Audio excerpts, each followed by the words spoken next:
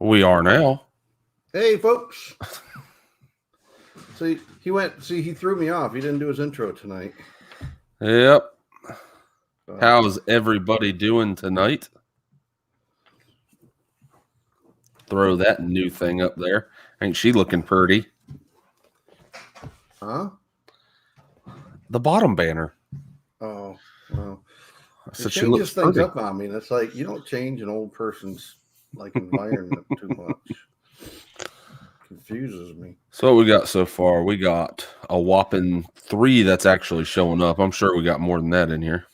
We got 8 in here is what YouTube is showing. So Conrad Homestead was in here. I'm not sure if they still are. Ed from Southern Woodworking Homestead, Silhouette Park Farm was in here. They said they're going to be back in when they get home. We got Back up Tony to 7 from now. Walsh Farms. Michael Harris is in here. The Vineyard Chicks. Paula Wells. Hello, Miss Paula. Gail Southern Living. Shout out to Gail. If you haven't been over to Gail's channel, she hit 500 subs this week, and she did a giveaway and a little celebration. So go over there and show Gail some love. Congratulations, Gail. Highland Homestead, my favorite Western New Yorker, other than my in-laws. So how are you, dear? I was about to say, don't forget Nina and Papa. So we're going to try to get up there in the spring, Eva, if your governor will allow us. That's why we didn't come up in the winter, because your governor was not allowing people from Florida to come there easily. So hopefully we'll get there this year. We want to come up and see Kimberly's parents, and that'll be a short jump over to your place. Free handily made. She says mystery guest, exciting stuff. It's kind of like a mystery novel, huh? Mm-hmm. Yeah, y'all are gonna enjoy this one. Getting it done. North of 7. Hello, Roland. How are you, my friend? Maybe Crazy Homestead. I was reading some of the comments last week from the live, and Maybe Crazy Homestead. I think you've told me this in the past, but you said your husband just retired from the Navy. Is that correct? Did I understand that correctly? Nunya, Texas on the back 20. Hello, folks. Spitfire Red Wendy, how are you, dear? Great to see you back up and about. So I think that I was hoping I'd see Come On. Camping Therapy. Come On is not in here. I was going to throw out a yee to him. So Gail say hello. Gail Southern Living says maybe it's LaLa, the mystery guest. Well, Roland said on our Sunday, I think his last. Well, he already says it again. I think the mystery guest might be LaLa. Hidden Springs Farm. How are you? Silhouette Park Farm. Our friends from down under. Welcome. In the car driving. So I can appreciate that, because every Tuesday morning, I wasn't able to yesterday. I had some other stuff I had to get done, but every Tuesday morning, normally I'm listening to YouTube, but every Tuesday morning is the Silhouette Park Farm live stream. And I generally communicate with them via emojis, because that's really all I can get away with while I'm driving down Interstate 10 is emojis. Yeah, so the exact same way you're watching or listening to him right now is the exact same way he listens to you. so I can appreciate it. MB Heritage, Michael and Bobby, welcome, folks. Well, so welcome, everybody. So we got about 20 folks in here right now. We got a good agenda tonight, a lot of stuff to kind of catch you up on, and I will give you. This is it's not called a spoiler alert, because I'm not giving you any information, but our last doe has birthed. So we have a winner in our total goat kid contest that we put out there probably 3-4 weeks ago. 2 people guessed the right number. So we're going to have a drawing later to see who wins that $20 Amazon gift card for guessing. Going on, Ed. Adam is driving and Eddie's in the passenger seat. So you got a co-pilot to communicate. So I don't have that. It's just me. And if the Florida State Police catch me texting while driving, I will get in trouble. I wouldn't do that anyway. So, all right. So let's get rolling on this. So we shouted out all the folks. I think we caught everybody that's in here. The moderators will be putting out those links as we go through this live stream. Lori's World's just jumping in here. Welcome, Lori. All right. So shout out to our moderators. Some of them are in here. Simply Jan Homestead. I haven't seen Jan in here, but I'm sure she will be. Highland Homestead. Eva. One of my favorite channels right there. Go over and check out Eva's short. It's kind of cute. She's got a cow that she's messing with, and I think the cow was like cussing her out under its breath. Getting it done north of 7. Roland MB Heritage Farm. I added that to the list last week, so they are our newest moderator. We got Tony over at Walsh Farms. Adventures of Frank and Tina, Its Attention to Detail, and Petley Family Farmstead. Kinfolk Farm of Georgia, welcome. This is the first time you've been in here. I appreciate you stopping by. I'll be honest with you. A lot of times I'll catch your lives, but I'm kind of lurking because I'm listening to you generally from the office. So, hey, Dad. Yes. Hey, did you know that without geometry, that life is pointless? So did you get a joke book, or is that one of your stupid dad jokes? Yep. One of your stupid. Hold on, I got more. And then I got another question for you. Let's see. These are all for this week. So why do Danish ships have barcodes on the side? Why do Danish ships have barcodes on the side? So when they dock, they can Scandinavian. Two more. That's funny. Let's see. My friend David, you know David, yep. Right? He lost his ID. Now we got to call him Dav. That's kind of stupid. These are like. And then one more. I'm not sure if I did this one yet, but why was the baby jalapeno shivering? Why? He was a little chilly. All right, I'm done. You jacked that from somebody else because I've heard that one in the past. Hey, Dad. Hold on a second. Maybe Crazy Homestead. I did not see that message, but tell your husband a hearty congratulations from a fellow sailor. I can only imagine how emotional that has to be after 20 years of military service and kind of hanging up those boots for the last time. I can tell you after 8 years, it was an emotional thing, walking off the gangway for the last time. So tell your husband thank you for his service. And as I do every week, this week's a little bit different. What's on your head? This week's a little bit different. I don't have a Navy hat. I have a hat from the United States Marine Corps. Marine Base Camp Lejeune, North Carolina. And if you're not familiar with Camp Lejeune is a gigantic, second largest Marine base in the country, second to Camp Pendleton in California. I got this from my son, who is a Navy corpsman, but one of his earliest duty stations that he was attached was to the Marine or the Navy Medical Services at Camp Lejeune. Now, if you don't know this, the Marine Corps does not have their own medical or their own medics, combat medics. They use Navy corpsmen as their combat medics, and that was my son-in-law's.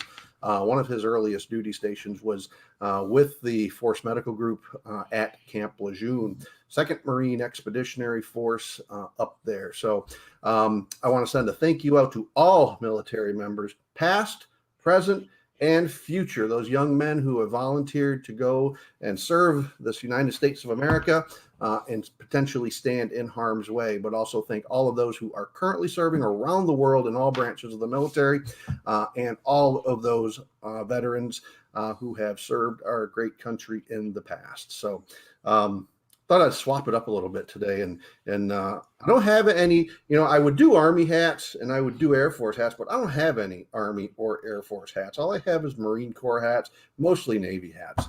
So I thought I'd change it up a little bit today. So we have got a special guest tonight. We have not promoted who that special guest is, but we've got lots of guesses of who that might be. And I think that special guest has not come in yet. So I don't know. Special guest does not come in yet, so they're obviously not here. So let's kind of cover a different area. So let's cover the goats. So about 3 weeks ago, I announced a little competition that I told you it was before our very first goat kitted. What was, I was taking guesses on how many total goats we would get when all was said and done. So 14 does were bred, confirmed bred. How many did we end up getting? So we wrapped up our kidding season last Friday, so 2 days after our last live, with another set of triplets. Hey, Jesus is Lord, how are you? Good to see you in here again. So we wrapped up our kidding season last Friday night with another set of triplets. 2 people guessed exactly how many kids would be born on the farm. So they did this 4 weeks in advance of us wrapping up our kidding season. So we bred 14 does, had a total, I don't know if everybody remembers what their guess was, but we bred a total of 14 does, and all together we had 1 set of quads, 7 sets of triplets, 3 sets of twins, and 1 single, which is astounding numbers given what we got last year, which was just 1 set of triplets. Everything else was singles and doubles. Our total count was 32 kids. We had 2 people guess exactly 32 kids. Jan from Simply Jan Homestead and Roland from Getting It Done north of 7. Yoo-hoo. So they guessed exactly 32 kids. Now there's a lot of people with 33. Some had 31, 30. Up into the mid 30s. Lori, what was the highest guess? 53 or something from Lori's way. I would feel awful for those goats. I really wish we had 53 kids, Lori, but I don't think LaLa would really want 53 goats, because I'll tell you what, 32 is a lot. So here's the 2 names. They're in the hat. I'm shaking them in. Hold on, I want to draw. My Camp Lejeune hat. Little Rick's running over here. All right, just so that it's above board. You can't look. Close your eyes. Who is it? Roland is the winner of a $20 Amazon gift card. I don't know. Roland's got the touch, man. He's so far he's won. This is a second Amazon gift card. He's got shirts. So he's got a whole bunch of stuff from us. I'm going to just send him Amazon gift cards. So I'm not going to give him the option of shirts because it's expensive to send stuff internationally. So Roland, well done, friend. Well done. So our guest is now in the house. And so without further ado, let me introduce to you my life partner of 33 years, 35 years. 35 you totally years. should have practiced that before you brought her on here. 35 years. From our living room is LaLa. So everybody was everybody nailed this. They knew it was going to be you. I don't even know how. Roland kind of got it right even last Sunday. He was saying that it was going to be LaLa. So, and here's why I invited LaLa. We were going to have another guest on here, and they bowed out, and so I You're laughing at all your. I told you they've been calling for you. I've been telling her this for weeks. You know, some of the feedback that we get on our videos is you know, we want to see more LaLa videos. I want to see LaLa. I want to see LaLa talk about this. So your wishes are fulfilled. So here's LaLa, and let me tell you. So really, you know, we get a lot of comments in a lot of our videos about our goats. Now, I'm going to be the first one to tell you, I don't know really too much about the goats. The goats were never my idea to get goats. But we got them because LaLa wanted them. And I'm going to slip sometimes. I'm going to call her Kimberly. We're talking about the same person. That's her AKA. That's her real name. LaLa is her name from the grandkids. Is Madeline here too, or just you? See that little girl right there is the person who named LaLa. So thank you, Highland Homestead. Huh? Highland Homestead said, "We love you, LaLa." When Madeline first started talking, she would not say grandma, and she somehow coined the term LaLa, and that stuck. And now all of the grandchildren call her LaLa. Most adults call her LaLa. When she goes to 4-H meetings, they call her not Kim, not Miss Kim, not Miss Robinson. It's Miss LaLa. So when we were looking for a farm name, I couldn't think of anything better than LaLa Farm. I didn't learn until after the fact that. Remember Michael, Madeline? Michael's the one that visited the farm and spent the day draining LaLa's head of knowledge on goats. You can call me LaLa. Yeah, we played Skittles. So, you know, everyone calls her LaLa. When we were naming the farm, I couldn't think of anything better than LaLa Farm, because this is really where our family comes together and does just about everything on the farm. And so Madeline's the one that coined that term. So tell us about yourself, LaLa. Tell you about me. I know about you. It's a little weird coming from you. With you. Oh, what do you want to know? I was born and raised in Western New York, and that's where I met Rick. I was 13, he was 14. And I was raised on a little piece of property just off my grandfather's farm. So I was raised around dairy cows, hogs, chickens, stuff like that. And then after Rick and I got married, we moved to Florida and raised our kids. We always wanted to get a little farm, and that's how we ended up with LaLa Farm. So you kind of skimmed over it. So LaLa and I met. She was 13. I was 14 when we met, and we've literally been together ever since. So now we're in like our early 50s. So yeah, we've been together a long time. So her grandfather's farm was a dairy farm, and it had how many brothers and sisters did your dad have? My dad was one of 14. And so they were raising kids as well as farm workers. I got a funny story about that. When Rick come up to the house, neither one of us, of course, when we first met, knew how to drive. So he lived in the town next to us. So my mom would go pick him up after work sometimes and bring him up to the house. And my dad, who worked nights, he would drop him off at home on the way home. For a fun fact, we dated for 5 years and before we got married, and my dad did not speak to Rick for 5 years before we got married. Yeah. Truly, he grunted. Rick would come in the house and my dad would grunt, and that was that was Papa's hello. Yeah, pretty much. Well, to me it was. To everyone else, it was a normal hello, but yeah, really quiet rides on the way home. Anyway, he was up at the house one day, and my mom was cooking, and she said, "Hey, we're out of milk. Go get some milk." And he knew that we lived 15 miles from the nearest gas station, even. So he knew we couldn't just run down the road and grab some milk. And he was like, "Go get milk. What's she talking about? You can't drive."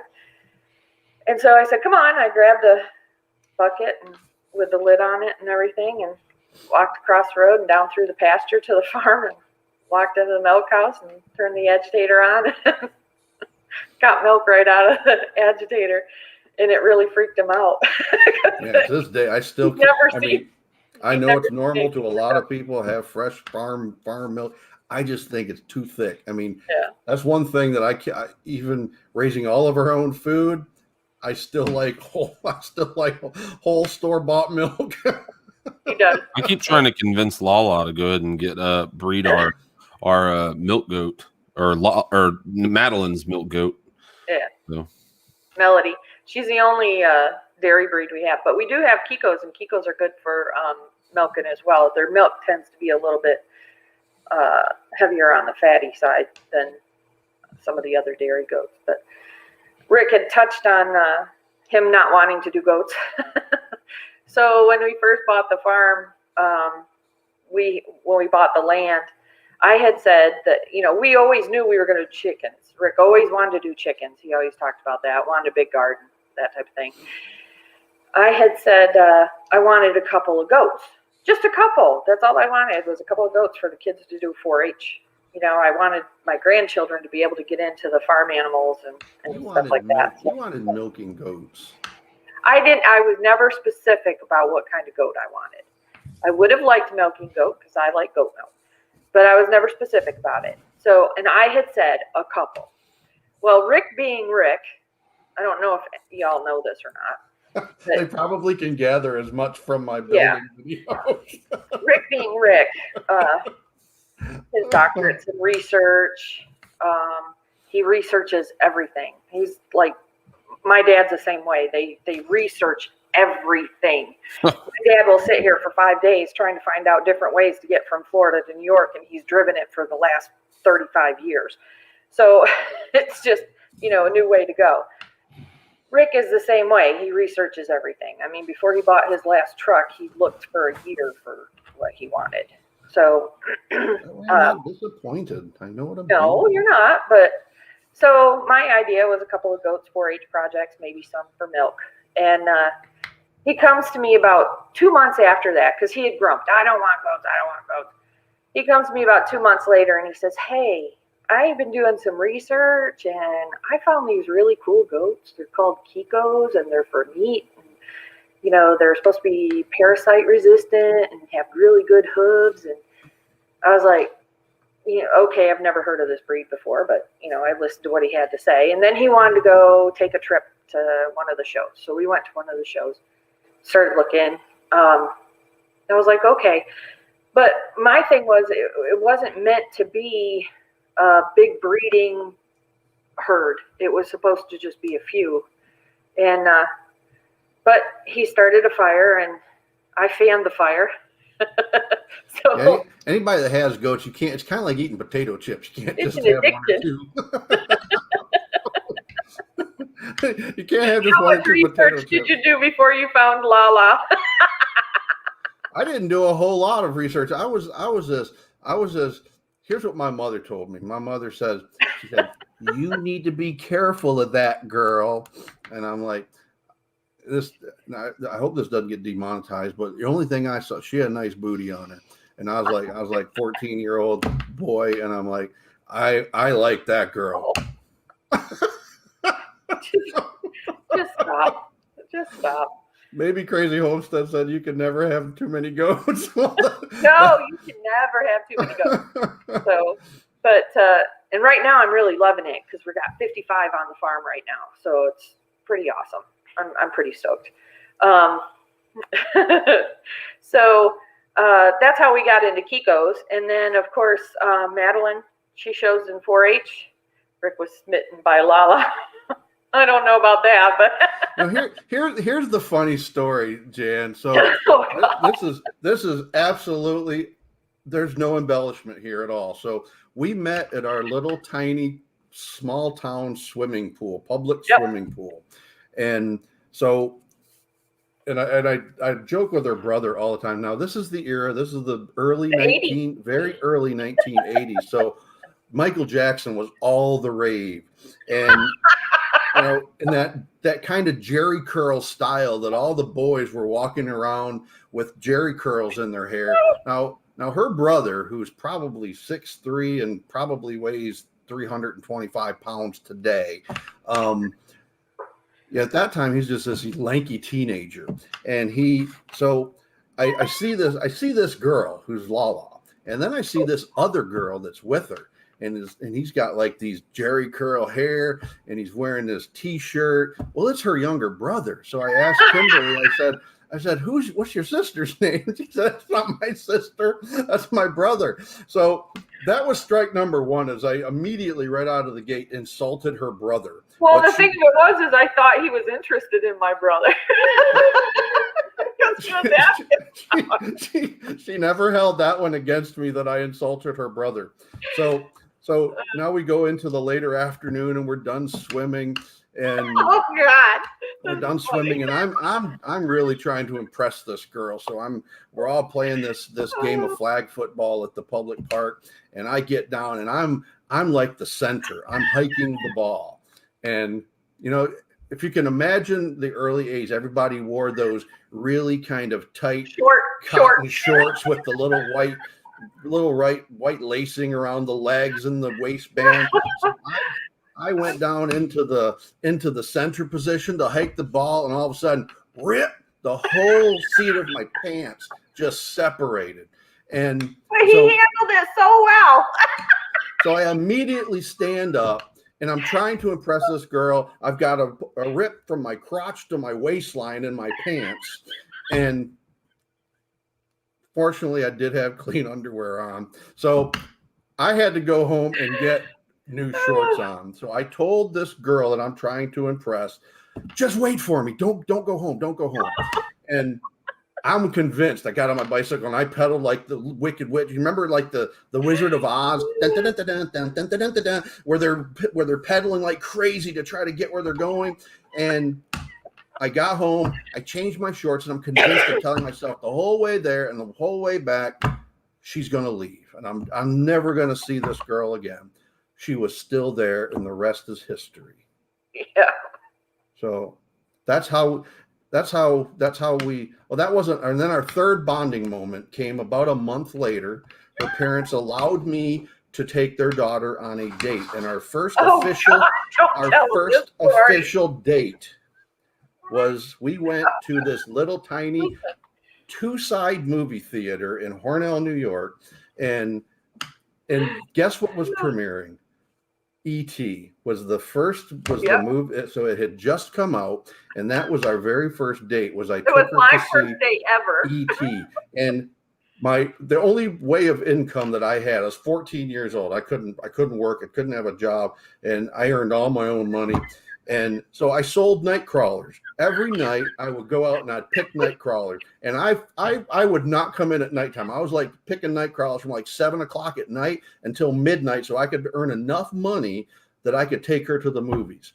So we get to the movies, and I bought a lot of my own clothes. Well, my knee had a hole in it, my left knee.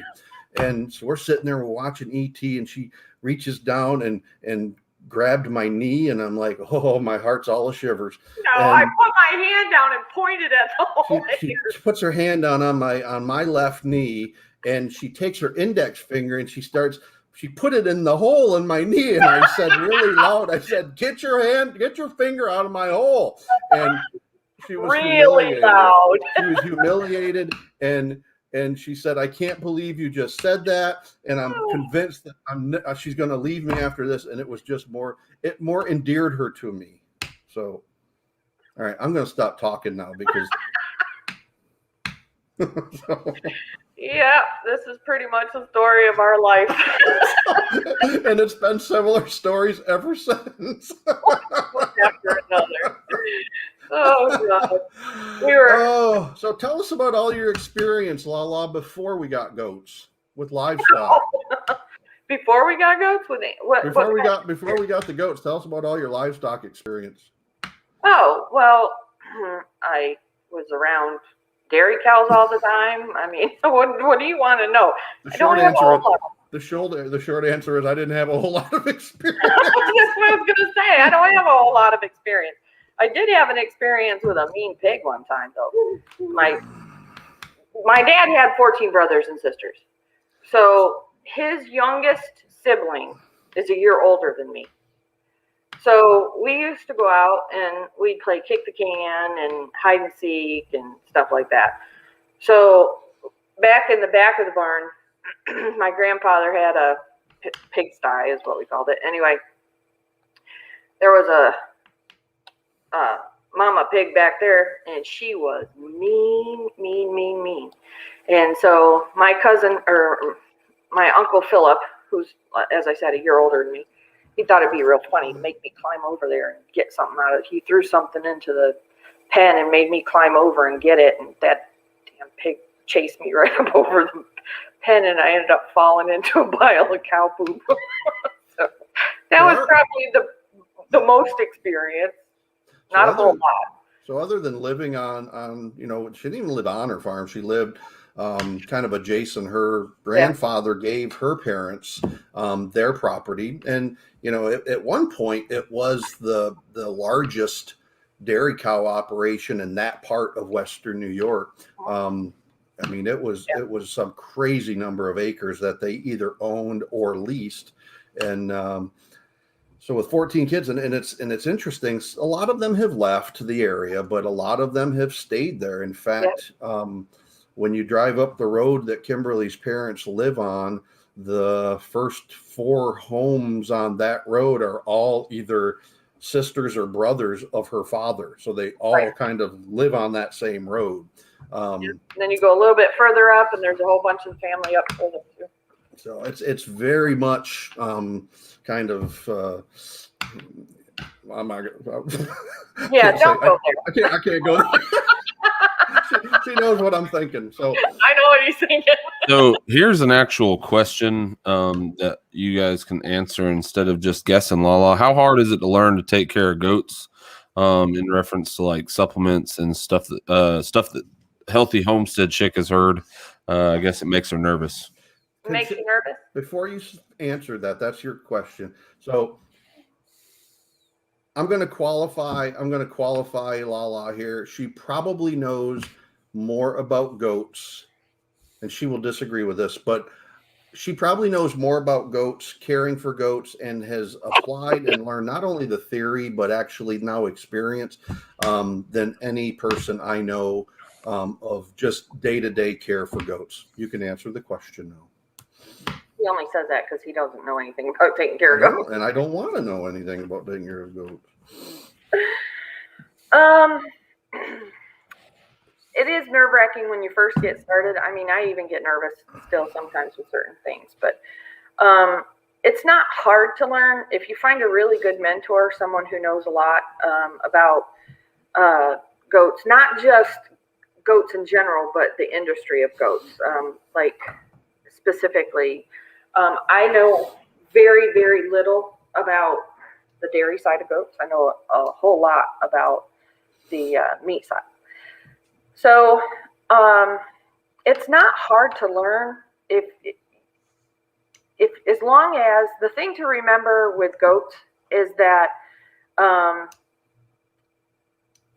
they need hay is critical because that stimulates their rumen and their digestion.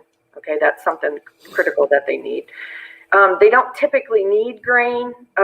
Some people do grain, some people don't do grain. And as far as the supplements go, if you get a really good mineral and put that out for them daily, they'll be fine with that. Yeah, the thing is, out of everything, probably the hardest thing to deal with is parasite control.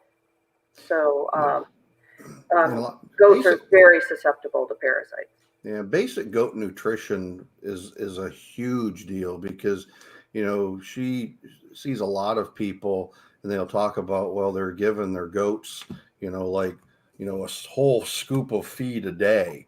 And most goat feeds are really nothing but grain formularies. And that will send, what's that gut thing? From eating too much grain?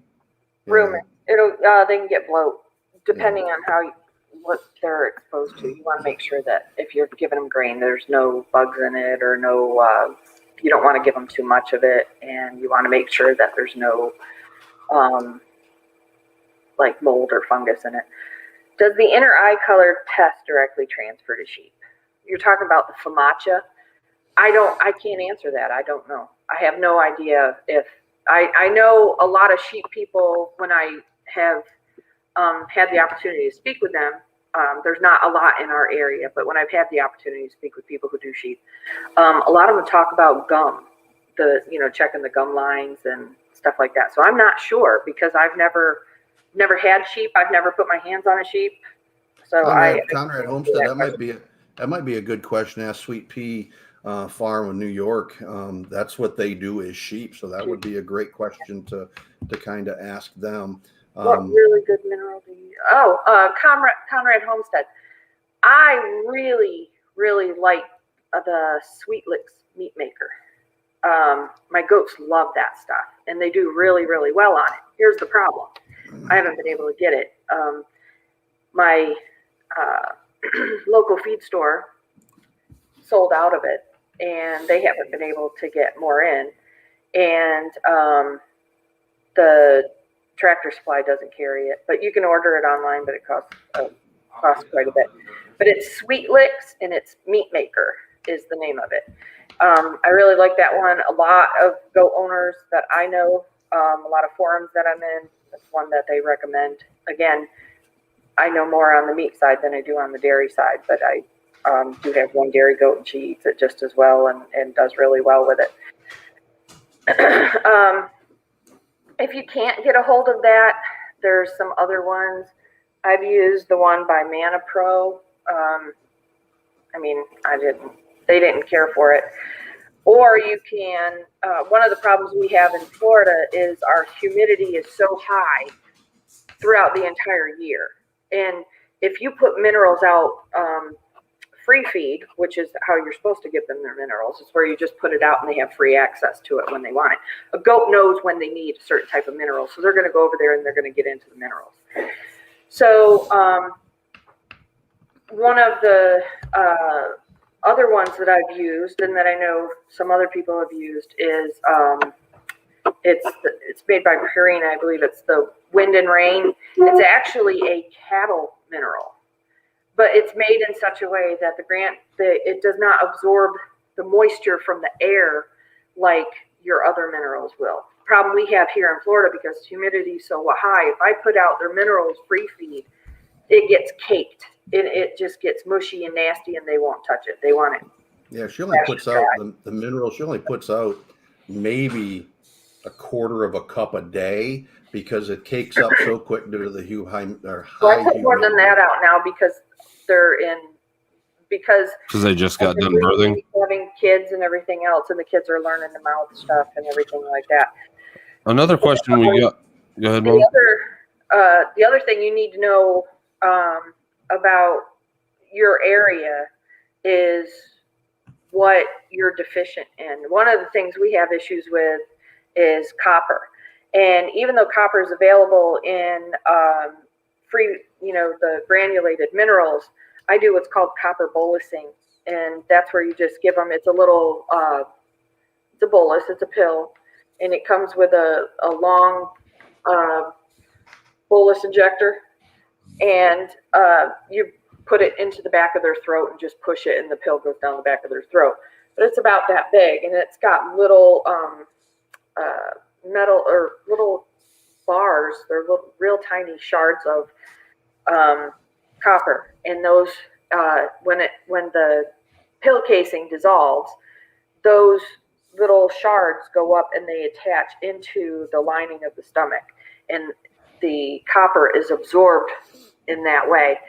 A lot of people do it every 6 months. I've spoken with my vet because we're so deficient down here. I give mine every 4 months. So I give it 3 times a year instead of twice a year.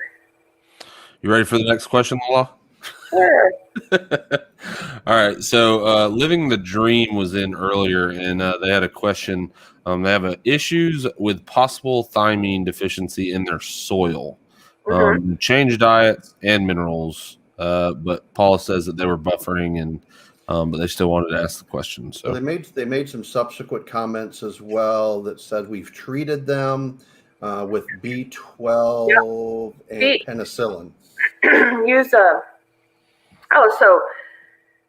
okay, for people who aren't familiar with goats, some thiamine issue, okay, can lead to what's called goat polio, and it's pretty severe. I've lost one to goat polio, and it's a hard thing to watch.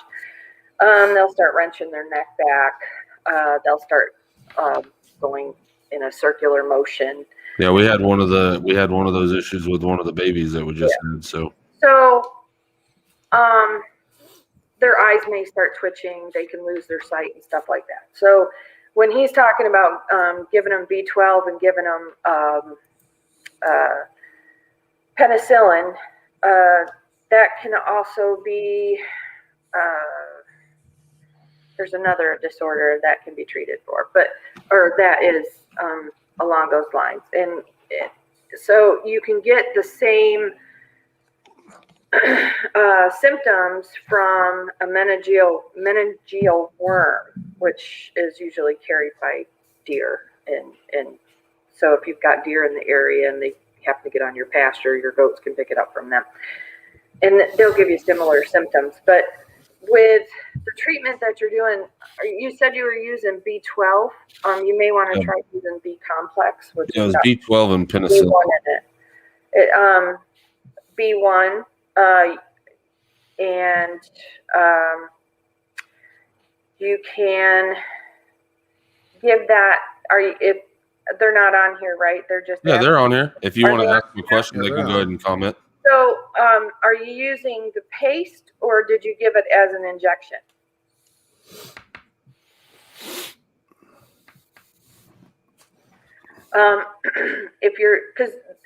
You can give them the B complex in a paste, which you can get at like Tractor Supply. Injection, Mama. Huh? They're using an injection. An injection? That's what I prefer to use too. So I use B complex instead of just specifically B12 because it's got more of the more trace minerals in it as well. Yeah, more of the B vitamin, different B vitamins. So, and it depends on how far along they are too. Sometimes it's hard to bring them out of it depending on how far they are along in it. The one that I had, I had been treating him for an illness, and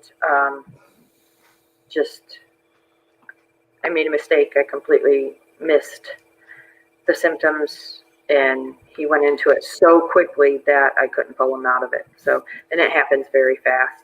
So what do you do, LaLa, prior to the birthing to kind of prepare for any of these kind of contingencies? Don't you do a series with the moms just prior to birthing?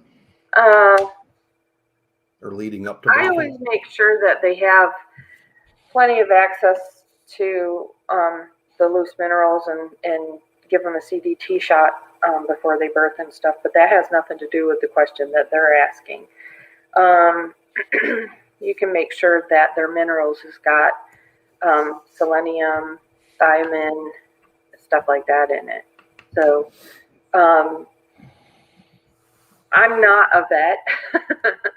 I never claimed to be, and I know what I know because of the experiences that I've had. Yeah, somebody had said earlier in a comment that it's really, really, really difficult to find a knowledgeable vet in small ruminants. Yes. And LaLa has struck the goat lottery. I did. Yes, I did. We have my vet is incredible. Yeah, if you guys are in, there are a couple people that watch the channel, LaLa, from Northeast Florida. If you want to, you can feel free to contact me at our email address or send me a message. I don't want to put it out over Facebook because I don't know how she would feel about that, but I can give you her contact information other than that. But that was one thing that I really got lucky on. I researched and called and tried to find a decent and the ones that are available are so very far away from me that they wouldn't be able to get to the farm in a timely fashion anyway. And I found this one. She actually is an equine vet, but when she went to through her program, she actually did a specialty study in small ruminants, and she actually worked with goats down in Ocala, which they've got a lot of goat farms down there. But now she's up here in North Florida doing equine vet work. And I just happened to come across her by chance, and she's amazing. And that's where I get a lot of my information, is that I've got such a relationship with her that she trusts me to administer medications and different things like that on my own. And anytime I have a problem, all I've got to do is text her and she'll get right back with me. So if you can find a really good vet that you can develop a relationship with, that you can just bounce questions off from or just get suggestions on. A lot of times people jump right to the most extreme possibility of what the illness could be. Oh yeah, it's the whole as soon as you start feeling ill, you go on to, what is it, the onlinedoctor.com or whatever it's called, DocMD or whatever. Yeah. And you immediately have cancer. Immediately. So, a lot of people they'll go to that extreme of thinking, a lot of times you'll have people say, my goat has a lump on its jaw or a lump somewhere, or they'll get a small abscess from something that'll rupture, and instantly the fear is CL, and legitimately so. CL's a very, it's a nasty thing to get in your herd, and it will pass from goat to goat to goat. So, but the thing of it is if you've never had that in your herd, and all of a sudden you kind of get like this one goat that gets something that's draining near their jaw or somewhere on their body. A lot of times it could be anything from them rubbing their head. I mean, if you know goats, they like to rub their horns up and down tree limbs. Well, you get out there rubbing your head up and down a tree limb, and they end up getting poked in the jaw with something, and then that's gonna, they're dirty. They're out there in the field all the time. So it might get infected, and then it'll grow up and pop and make a nasty mess. But that's all it is just an abscess from being poked. So think about, the thing to remember is, think about the circumstances and what may have happened. I had this one person in our 4-H group. She had given her, she had given a shot, and it formed a little abscess in the shot area, and it ruptured, and she was really afraid that it was some type of disease or something. Sometimes when you give CDT shots, they'll bubble up and form a little abscess and pop, and some pus will come out, and it's just a shot reaction is all. So there's a lot of times that you want to look at the circumstances that are going on around you before you just jump to the conclusion that it's something really tragically serious. Eva up at Highland Homestead, Kimberly talked, she said, find a good feed, and talk about the difference between your feeding last year for kidding differences and feeding this year, what you've done, and the kind of the profound difference that it's made. When I first started out in goats, nutrition was just made you crazy. It was the hardest part. It was the hardest part, because you were constantly hearing from people, oh, they need alfalfa hay. No, don't give them too much alfalfa hay. You want to give them orchard hay. Oh, they should have grain. No, they should have sweet feed. No, they should have So there's so many options out there. I personally, when I first started, I tried a specialty feed, which was it was grain based with pelleted stuff in it. and then tons of molasses in it. Well, of course they're going to eat that like crazy because it's got tons of molasses in it. So I went from that to just a solid pelleted feed and to different things. But every time I'd read the labels on these things and read all the different ingredients and everything, and it was more than just grain, different grains, barley, oats, alfalfa, different stuff in there. And I tried different feeds, or the feed place where I was getting them, they stopped. They discontinued a feed without telling me, and I ended up having to switch over to another feed that was a feed for sheep and goats combined. Well, sheep can't have copper, so the feed didn't have copper in it. So, there's a lot of different things going on. Well, last year I was using a store-bought feed. I'm not going to say the name of it, but I was using it. And my goats would eat it. They'd eat it fine, but I really didn't notice any change in their coat or their body condition or anything like that. And they were just getting regular orchard grass hay, which is what I give them anyway. But I was also giving them alfalfa pellets. So we had an okay breeding season. We had quite a few singles and some doubles and one set of triplets. That was it. This year, throughout the year, I decided to make some changes because I wanted to know what my goats were eating. So I did some research and I came across several different people that mix their own, and I decided to start mixing my own. For one thing, it saved me a lot of money because those feeds that they're selling in stores, they want you to buy their food. So they're telling you, a lot of times they'll tell you, give the goat this much. Well, yeah, they want you to give the goat that much because that means you got to buy more feed. So I decided I wanted to just give them something basic.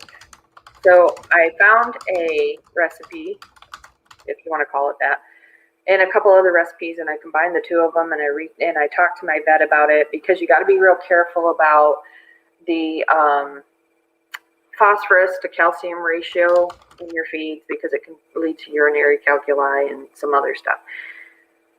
So, and I wanted to make sure they were getting the protein that they needed. So I started mixing my own, and I use black oil sunflower seeds. I use oats, barley, and alfalfa, and that's it. And I mix it based on the recipe that I took from someone else and kind of modified myself. And that's what my goats are fed. They mainly get hay and forage. We've got a really good sized pasture set up for them. And I mix that out for my goats and I give that to them. And this year, I attribute the success that we had with our breeding season to the fact that I changed their feed because the quality of it is just better. And again, it does save me quite a bit of money because I buy those ingredients from my local feed store and mix them myself. But like this year, we had a couple of sets of quads. We had a whole bunch of triplets. We had doubles. Out of all of them, we only had 2 that were singles, and those were first-time moms. So, makes sense. Yeah. So the biggest recommendation I can make to people is, and this should be with goats or any other type of animal, livestock, or even in your personal life, talk to people, find out what they're doing, look at things, and then look at your own situation. You don't have to apply everything that somebody tells you to what you do. I use specific medications for my goats. And I know other people who say, no, don't use that. You should use this instead. Well, trial and error is, it's going to happen regardless. If someone tells you, you need to treat this goat with this medication for coccidia, example, And you use it and you don't get the success with it that they did, and you find something else that works better for you, use what works better for you. So Yeah, as an example, one of our videos, we got a comment from. that's right, maybe crazy. Yep.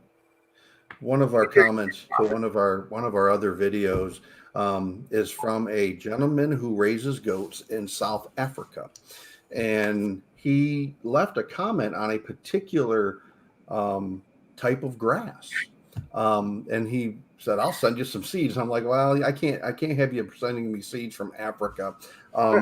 But I looked it up, and I can get the seed domestically, and it's this bush grass. It doesn't grow like what we in America view as grass, but in very dry climates, it is the primary pasture grass in Africa for goats, cattle, and it's this gigantic bush that can grow like 10 foot tall. And so we might get a little bit of that to see if that's a better solution for our goats, and it requires very little inputs, and supposedly the nutritional value on it is really, really high. So that's kind of the symbiotic relationship. I kind of look at the science behind raising the goats, and LaLa kind of implements that stuff. Some things work, some things don't, and it's worked really, really well. But I can't emphasize what she said enough, which is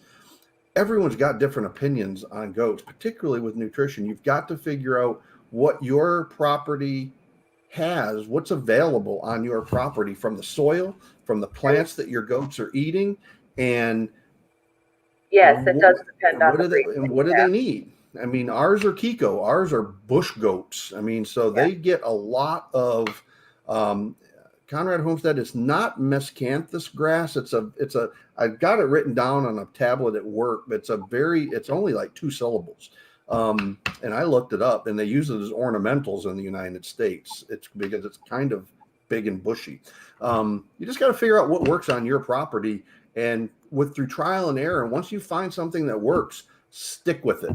So LaLa, can you answer quickly, what would be the best little bit of advice? Because a lot of the questions that we've gotten on many of the videos, the goat videos, is how do we get started? What would you recommend? Start small.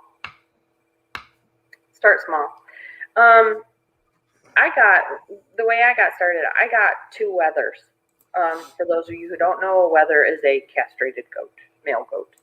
So I got 2 wethers to start, because I was also raising a livestock guardian dog, and I didn't know anything about this. So I read constantly. I've got, between 30 and 40 different books on goats alone, and then like the Merck manual and different things. That's no exaggeration. So, but I read a lot anyway. So, but my recommendation would be to start small. Start with a couple, get comfortable with them. Get comfortable with giving them shots. Get comfortable with clipping their feet. Learn how to do FAMACHA. If you start small with a small herd, you can always grow. That's what we did. I started small. Originally, like I said, I had 2 wethers, and then I added 4 mature does. And since then, I've culled 2 of those does because they just were not up to par. So the other thing I would recommend is that you find a mentor, someone who has been in the goat business for a while, who isn't gonna, brush you off if you ask a question, or look at you funny if you ask them what coccidia is, that type of thing. Someone who you can trust to ask a question, and they're gonna listen to your question, and they're gonna point you in the right direction. There are different people out there there's some people that I know who I think are very, very intelligent and knowledgeable when it comes to goats, but I will not go to them to ask a question because I always feel like I'm being criticized. Find someone who's not going to make you feel that way. Find someone who, when you ask a question, they're not going to make you feel like you don't know what you're doing. They're going to understand that you're in a learning process, and they'll be helpful to you. Also, find someone who doesn't require you to do exactly what they do to make things work for you. So Yeah, because it's not one shoe fits all. no, it's not. All right, so normally, so you've been on for an hour. Thank you, will it grow? I appreciate that. Don't be schmoozed by him. He's trying to win you over. That. John's a good guy. He just talks a lot of smack. LaLa, I would pick you to learn about raising goats. So he lives on Cape Cod in Massachusetts. I don't think they have goats in Massachusetts. I don't think. Now John's a good guy. He's an oysterman up in Massachusetts. There you All go. right. So we can't. So we're gonna sign off with you, LaLa, because we can't be too long. We could talk about goats. So you gotta be able to like terminate this discussion because she will talk about goats forever. You can ask Michael Harris. Well, not only that, but LaLa and Chelsea last week after actually it was Sunday when me and Dad got done with our live, we were and we were told that the 1 hour and 30-minute live streams need to cease immediately. And so I told LaLa and Chelsea that I would do a better job of going, all right, Dad, come on, Dad, let's go, Dad. So this is us saying bye, LaLa. Well, I have to do a shout out to Bobby Harris. So congratulations on your baby goats, girl. Bobby Harris is Michael Harris's wife. And Michael asked the question, how's our comparison between Einar and Jarl going? I just pushed those numbers preliminarily last night, Michael, and the top of the heap appears to still be Jarl. Again, all we have is birth weights right now, so it's really too early to really get any meaningful information. But it looks like the best performing on initial births in terms of does versus bucklings appears to still be Jarl, then Heat Seeker, and third would still be Einar. But again, we want to grow them out for the first 90, then we'll have some definitive information regarding which one's our best performing buck. So we got some awesome babies out of this season. We really did. We got Leia, she's our herd queen. She gave us 2 really big, good-sized bucklings, and they are growing out amazing. They're really getting big. So I know you guys are in the process of talking, but before LaLa leaves, I need something from you guys because Papa and myself have asked LaLa so many times, over and over and over and over and over again, to come on to the live, and I had to go down and make sure that she wasn't hiding, which is why I left right before she got on. But I need you guys to show a ton of support inside the chat right now. Let her know that you guys appreciated her coming on. And maybe, just maybe, if we get a whole bunch of come back LaLas, she might be convinced. Maybe she'll listen to you guys better. An army of currently 23 people watching. If you guys could say, come back, come back, come back. So, well said. More LaLa. Yep. So I'm telling you, Mom, you got a whole bunch of fans on here. So thank you. Yeah, she's my goat lady. She's my goat. You can't have her. You can't have her, John. Yep. Yeah, and then plus if you get LaLa, you also get Madeline, and I'm not giving her either. Yeah, they're like a team. We gotta too much to actually pin. We gotta thank you, LaLa. Thank you, LaLa. More LaLa. LaLa. Please. I do want to share one more thing before we sign off. We had a mom give birth in the rain, and I was not here. And I was on my way here, but Madeline had gotten here just before I did. And she found triplets out in the rain, and she actually saved those babies because one, the body temperature had dropped really low and she knew exactly what to do. So this little 11-year-old behind me, she's a true goat girl right there. She is. She knows what she's doing. She's smart. And Well, she's she growing knows. she's growing her own herd. How many do you have now, Madeline? How many do you have?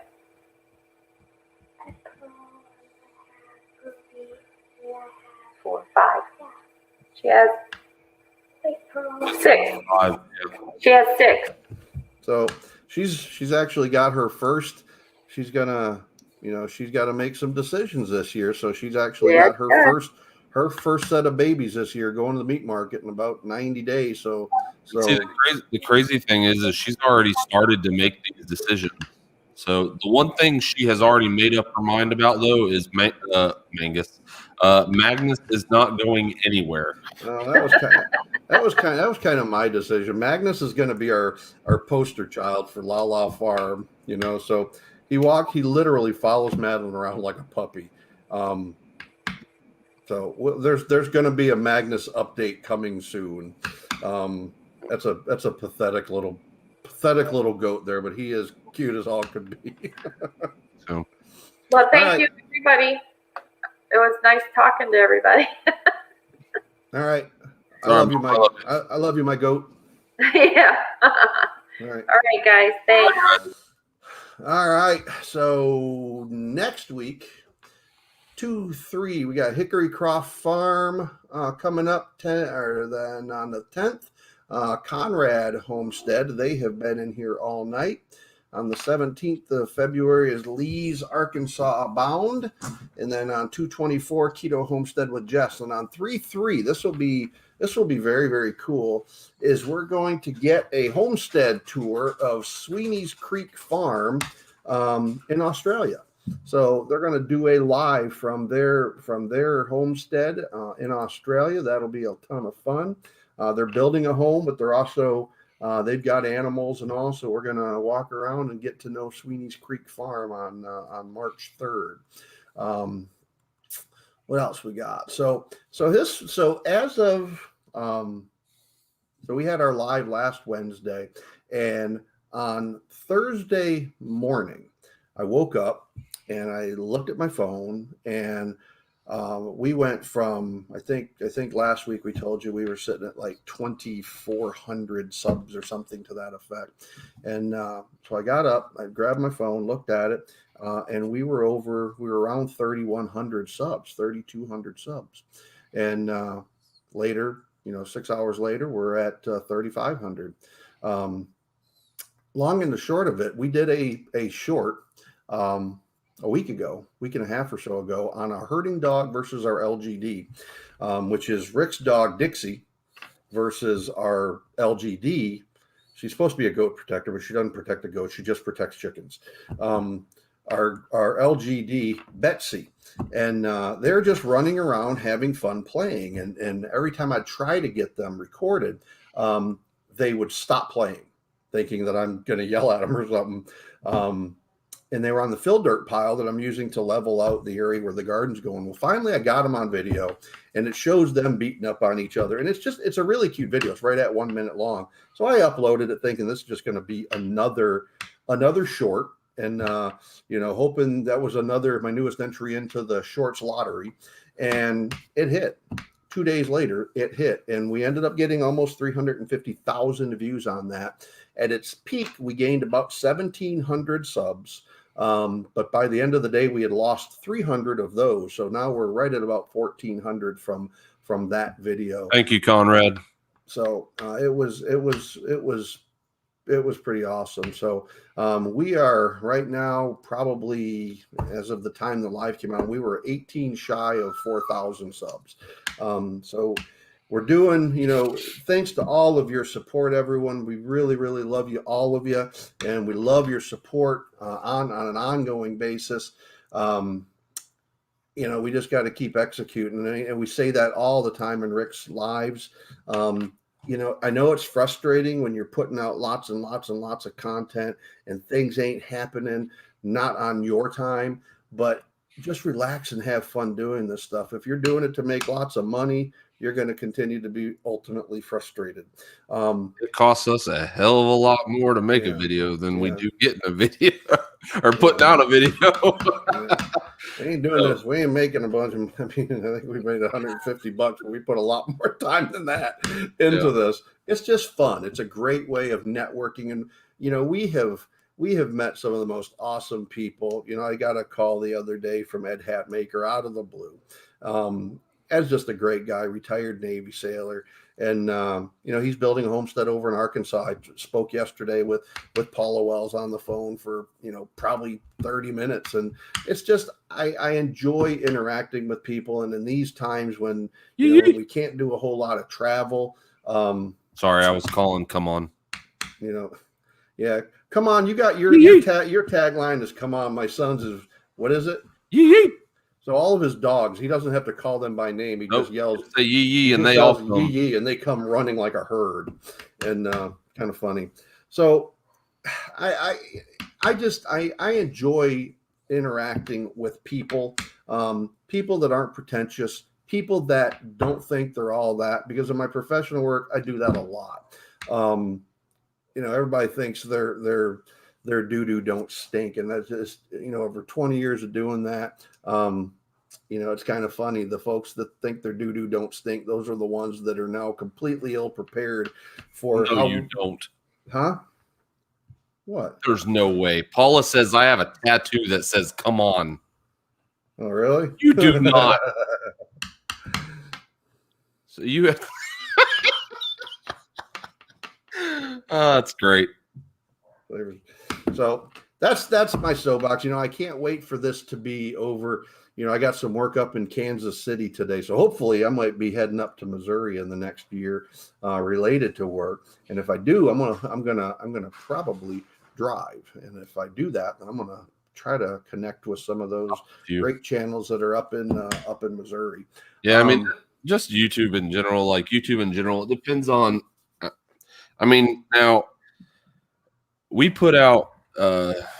Within the last week and a half, we got some really good videos out there right now that we put out that are doing really, really well. And I'd be lying if I said me and Papa, don't sit there and just like you guys, where we sit there and we look at analytics constantly and think to ourselves, well, what could we do a little bit better? But at the end of the day, we try to put out quality content. There was actually supposed to be a video coming out today after this live stream. I was going to try to push some traffic its way. And, after looking at it, I thought to myself, you know what? It needs one more go around. And so that'll be our Friday video this week. And, but that's our whole outlook on it is if there's nothing that you guys can really. That's Paula Wells' tattoo. That's amazing. So there you go. Come on, Homestead. You got a fan and didn't even know it. So, we try to put out good content, and that's really, in my opinion, that's how we. Rick, you've got it. I feel like that's how we continue gaining, and Papa's right. Just y'all keep your head up, and if you give up, then you're definitely going to fail at YouTube. And it's like, I watch a lot of other channels, and I'm not going to mention any names because I love a lot of them, but it's like I watch some, and it's almost like they're doing shock TV on YouTube, and it's like I really, like shock jocks of YouTube. I really have no interest in doing that. I'm not a drama queen. I don't like drama in my life, and really try really hard not to bring drama into my life. And but the whole YouTube platform allows us to share what we enjoy, and we appreciate all of you more than you can possibly know. Hopefully when this is all done and passed, there's lots of talk about different meetups and everything. And I'll tell you, we've done a couple of meetups, both relatively small. We did one up in just south of Macon, Georgia, and I met up with Tony Walsh even before that. But it's just great. You know, when we go to places, we try to connect with folks locally. You know, and It's kind of like these lives, like the. So, so tech session, Rick. I highlighted no tech session. I know. So, Rick, to discuss tech session. So, all right. So this is me discussing a tech session. There won't be one this Sunday. So taking a week. He's got to get work done. Yep, I got the tech session involves me going out to the barn, getting the Hustler and the Kubota up and going, and hopefully convincing my absolutely lovely wife to help me mow the pine trees. So that's the tech session this Sunday. Me and Papa, along with this live stream, and he said, look at the show notes. We will announce in a few weeks when we're taking new inquiries. There is a few things that we're just trying to get worked out. Not really kinks, but just kind of try to figure out what we want to do, and that's kind of the deal with the tech session as well. There's a few people that have been doing a really, really good job putting out content on how to, I guess, grow your YouTube channel or how to do things better on your YouTube channel, and I just want to have fresh content, and so thinking about going in a not necessarily in another direction, but maybe delivering in a different way. So, and if y'all got suggestions or ideas, even on the Get to Know Them segment, is there something more that you would like to see? Because we just kind of do an interview based on what we see on their channels. But if you want something more than that, let us know, and we can kind of pivot to what you're looking for. Because, we're even struggling with that in terms of making sure that what we do is interesting, that it's fresh, that it's something that you actually want to see. Here, Dix. See, here's Dix right here. This is the herding dog. She come up to visit me. Paula Wells, short answer to your question. Paula asks, when do you get your house? Short answer, not soon enough. Papa, I'm sure, would say the same exact thing. I told the closing agent, they said, it might be 6 weeks. I said, you could not make it be 6 weeks. You have to make it be much shorter than that. Yeah, so it's driving me nuts. It's driving everybody nuts. This is not a small house, but it's definitely small with this many people in it. But no, I asked the the title lady, and she expressed a serious ETA of around a week, and that'll be for closing. And then of course they gotta build the house and do all that kind of stuff, and then deliver it because it is a mobile home. But so that's it for that. All right, so we got the merchandise link. Can you drop that, Rick? Let's give away a shirt. So, all right, so this one,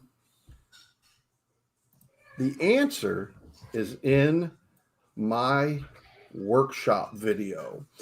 In the workshop tour video, I highlighted a sign from T&R Vacuum. What's the significance of that sign? Dropping the link.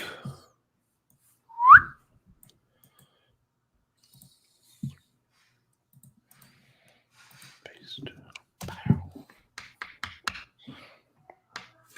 So while those are coming in, I don't know if that took. What? I don't know if that link is showing up. So let's give you the update on Magnus. MB Heritage. Well, hold on. Twin Brook Acres. It was Dad's business. Twin Brook Acres. You are absolutely correct. So we had, I think that's the first one. Yeah, right? Twin Brooks Acres came in with it was Dad's business. Twin Brook Acres. Twin Brooks, and then MB, and then Will It Grow. All right. So, yep, you're absolutely right. So T&R Vacuum was my dad's business. And that's the order within YouTube, not on StreamYard. Huh? That's the order on YouTube, not StreamYard. Well, YouTube is the one that I'm.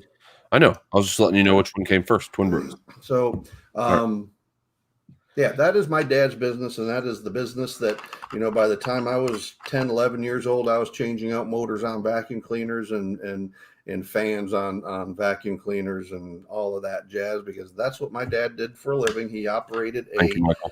a vacuum cleaner repair store for literally all my life, both in Hornell, New York, and then when they moved to Florida, he opened it.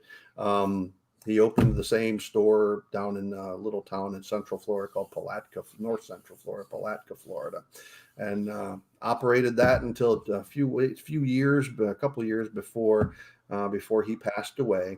And so that's the significance of those signs. I got two of them. Both of them are one of them I actually made him when I was in high school, and the other one is one that he made that hung in his shop in Palatka. So, we're going to turn it into a monster truck. So that's what? Your dad's truck. No, just kidding. No. It's going to be, eventually it'll be refurbished. That's why we got two of them. One is, one we drove here. Did somebody mention my truck? We have drove here. So what? Did somebody mention my trucks? No, you did. I didn't say trucks, did I? I thought, yes, you said trucks. You said something about the F-150, I thought. No, I didn't mention the trucks. Okay. Well, the F-150. That was a previous question. What's the significance of the two green trucks? Those are my dad's. One of them was my dad's trucks. I was talking about the signs. You were afflicted with business, but so Wendy, you're right. I mean, I never, I think my dad's plan for me when I grew up was to take over his small business, and I think in his heart of hearts, if he were being honest with me, he was pretty disappointed that I went into the military instead of staying in the little town in Western New York and taking over his little vacuum cleaner business. Now everybody knows that, the vacuum cleaner business now is kind of you throw them away because they're not something that people generally get fixed anymore. So it's kind of a dying business unless you got like a Kirby or a Rainbow or something like that. On the higher end. I tell you what, Grandpa could talk for an hour about a Rainbow vacuum cleaner. Yeah, I was always very hesitant because he would always ask me, do you need vacuum cleaner bags? Do you need belts? And one day I got a new vacuum cleaner that was not a Hoover. It was a Eureka. And oh my goodness, he ran right up one side of me and down the other because I did not, but he was a Hoover dealer and I did not buy a Hoover vacuum cleaner. And I bet you if I went and I looked in my little cubby holes in the house, every time I'd see my father, he'd give me a bag of belts. That is a really cool thing. Twin Brooks, they said, I have my grandfather's business permit from 1950. Wow, that's cool. That's impressive. So that's cool. Let's see where are we at. Did they want a are we doing a gift card or was that a shirt? I will MB here or Twin Brook Acres. Let me know if you want a shirt or a gift card. I'll email you. Just make sure that I'll tell you what, email me at lala@thelalafarm.com if you do not have your email address on your about page. If you do, then I will reach out to you directly. So let me give you the Magnus update or Magnus update. So Magnus is now out being a goat. He's actually out with the other goats, but it's kind of sad in that he went out last weekend is when LaLa and Madeline took him out. Magnus, if you don't know, Magnus was a bottle baby that we took from Madeline's Boer Kiko cross right after birth because he was 3 pounds as his siblings were over 6 pounds. So he was itty bitty tiny, could not stand up, could not keep his body heat up, and could not even get up to nurse. So we took him from his mama and started bottle feeding him, took him in the house overnight, try to keep him warm up. And once he started holding his heat, we took him back out to try to reintroduce him to his mama, and she rejected him. So he's kind of been orphaned. So he's now up to like a little over 6 pounds. So now he's like what he should have been when he weighed, but he's back out with the goats. And every day we go out there and he's playing with the other goat babies. And under normal circumstances, a goat like that would probably be culled after we do the weaning, but we've kind of almost unanimously, well, not kind of, we've decided unanimously that Magnus will be our new mascot. Farm mascot will be Magnus. So sure you will see more of Magnus. So I think some folks are getting out of here. Spitfire or Wendy, thanks for coming in. I really appreciate it. Go get some rest. Bomber Steve, welcome, sir, or thank you for stopping by. And I really, really appreciate it. So yeah, Jules, it's kind of sad when you think about it, because his mother will have nothing to do with him when we go out there. So he can't nurse off of any of the does, 14 of them, unless at first we were trying to graft him onto another doe and they would just kick at him. And so we tried to graft him onto multiple does and he latched on, but the mothers would just go bonkers knowing that there's another baby that's nursing off of them. Yep. And now he won't even try to nurse because it's too easy for him to get a bottle. He knows he's getting a bottle 6 times a day. Yeah. So all on me walked out there the other night, Dad, and it was actually pretty funny because I think I ruined it for LaLa because LaLa was being very quiet, and then Patrick started running out because LaLa said Patrick had come. So Patrick runs out the back door, and I call for Patrick, and then all of a sudden I hear bah, bah, just screaming, like someone was hurt, like someone was truly hurting inside the paddocks. And whenever I got up there, LaLa had said that I had awoken a monster named Magnus. And so it was funny because she walked up to the gate, and before she even opened the gate, he was backing up because he knew I'm about to come through the gate. So it's pretty cute. He's a cute little guy. Yeah, I mean, he follows Madeline around like a puppy. I mean, no leash, nothing. She opens up the gate, he runs out and just walks all over the property with Magnus following along like a dog. It's really pretty cool. It's hey, Britton Farm.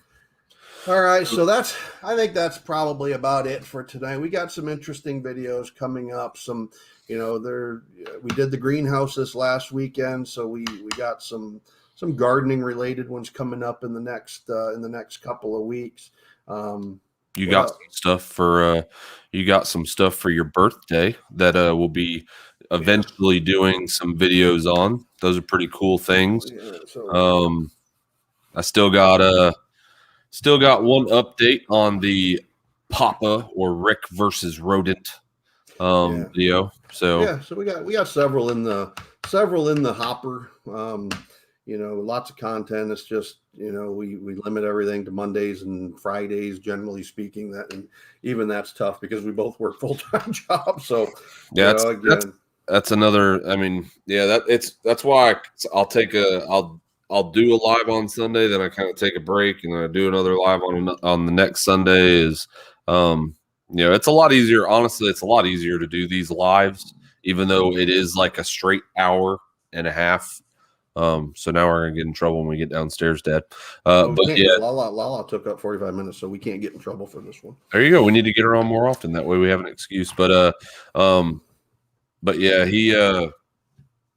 I lost my train of thought. I was talking about. We're gonna close this one out, folks. We're leaving. So we got 23 in here. Twin Brook Acres. I got your email. I saw that come in, and I'm sorry you lost your bunny. It's tough. I mean, I don't care how long you've been raising livestock or animals. And we all kind of go into homesteading understanding, what we do is we raise our food as self-sufficiently as we can.